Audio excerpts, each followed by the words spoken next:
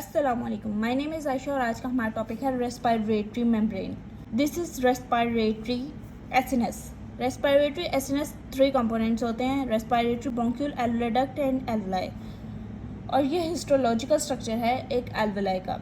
Alveoli किससे मिलकर बना होता है? एल्वुलर बेसमेंट मेम्ब्रेन से। बेसमेंट मेम्ब्रेन के इनसाइड सेल्स प्रेजेंट होते हैं जो कि स्क्वैमस सेल और कुबाइडल सेल्स होते हैं। के साथ हमारे पास प्रेजेंट होती है पल्मोनरी कैपिलरी की बेसमेंट मेम्ब्रेन, जिसे हम एंडोथेलियम भी कहते हैं।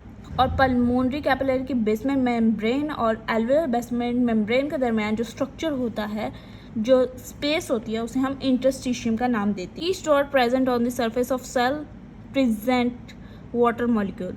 ब्लड और फ्लूइड के दरमियान जो गैशियस एक्सचेंज होता है वो सबसे पहले क्रॉस करता है thin layer of water molecule को क्रॉस करता है, सेकंड पे एल्वुलर एपिथेलियम को क्रॉस करता है, थर्ड पे एल्वुलर बेसमेंट मेम्ब्रेन को, फोर्थ पे इंटरस्टिशियम को, फिफ्थ पे पल्मोनरी कैपिलरी की बेसमेंट मेम्ब्रेन को, लास्ट पे एंडोथेलियम को। इसी तरह कार्बन डाइऑक्साइड जब फ्लूइड में आती है तो वो भी 6 लेयर को क्रॉस करते हुए आती है। सबसे पहले एंडोथेलियम, पल्मोनरी कैपिलरी की basement membrane, interstitium, alveolar basement membrane, alveolar epithelium और थिन लेयर ऑफ फ्लूइड। और ये जो 6 लेयर्स हैं ये कलेक्टिवली मिलके रेस्पिरेटरी मेम्ब्रेन बनाते हैं। एल्वुलर बेसमेंट मेम्ब्रेन में 2 सेल्स प्रेजेंट होते हैं जिन्हें हम न्यूमोसाइट्स भी कहते हैं। स्क्वैमस सेल्स को टाइप 1 न्यूमोसाइट कहते हैं और कुबाइडल सेल को टाइप 2 न्यूमोसाइट्स कहते हैं। स्क्वैमस सेल्स जो होते हैं वो गैशियस एक्सचेंज में रोल प्ले करते हैं और जो कुबाइडल सेल्स होते हैं वो रिस्पॉन्सिबल होते हैं प्रोडक्शन ऑफ सर्फेक्टेंट्स। अब सर्फेक्टेंट्स हमारे पास क्या होता है? वो केमिकल्स होते हैं जो कि सरफेस टेंशन को रिड्यूस करते हैं। अब इस सरफेस टेंशन को रिड्यूस करने के लिए कुछ केमिकल्स प्रेजेंट होते हैं जिन्हें हम सर्फेक्टेंट कहते हैं। उस केमिकल का नाम है डाई पाल्मेटाइल फोस्फोटिडाइल कोलिन, जिसे हम लेसिथिन कोलिन भी कहते हैं। ये क्या करता है?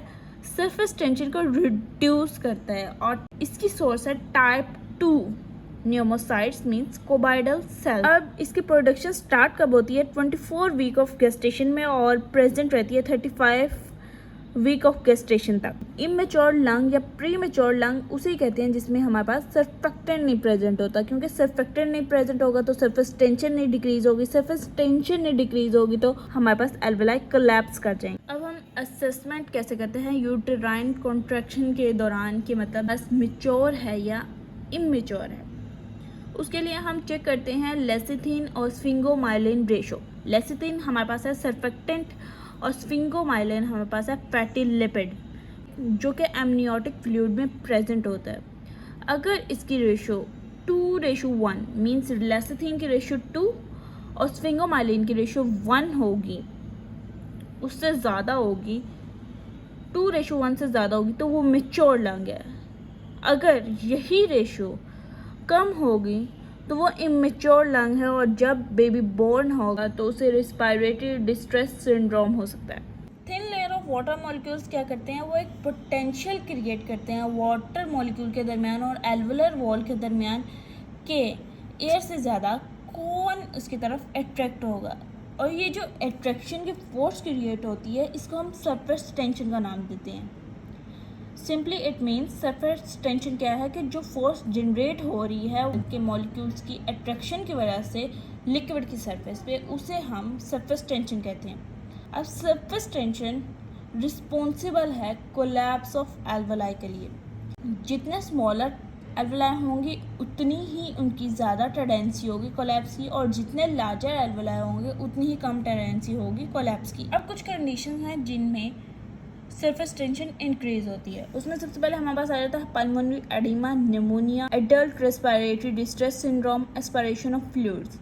और अगर इसका एक्सरे चेक किया जाए, एक्सरे में भी लंग स्मॉल शो होते हैं। जो कोलैप्स ऑफ एल्वुलाई है उसे हम एटेलेक्टेसिस कहते हैं। कोलैप्स लंग होती हैं, उन्हें डायलेटेड किया जा सकता है, ओपन किया जा सकता है by spirometry. Alveolar basement membrane 2 fibre से मिलकर बनी होती है। Type 4 collagen and elastic fibre. Sometime जो हमारा इम्यून सिस्टम है वो एंटीबॉडी प्रोड्यूस करता है antigen GBM globular basement membrane के अगेंस्ट, जिसे हम anti globular basement membrane antibodies कहते हैं। और ये डेवलप किस केस में होती है? गुड पास्चर सिंड्रोम में। गुड पास्चर सिंड्रोम एग्जाम्पल है टाइप 2 हाइपर सेंसिटिविटी की, जिसमें एंटीजन फिक्स है और एंटीबॉडी फ्री है, और ये इफेक्ट करता है बोथ लंग और किडनी को, जिससे रीनल फेलियर या रेस्पिरेटरी फेलियर हो सकता है। इसकी वजह से हेमेचूरिया, हेमोपेटाइसिस, कफ, ये सब सिम्टम्स शो होंगे। अब आ जाते हैं हम इलास्टिक फाइबर की तरफ। इलास्टिक फाइबर क्या होता है? Elastic recoil of lung.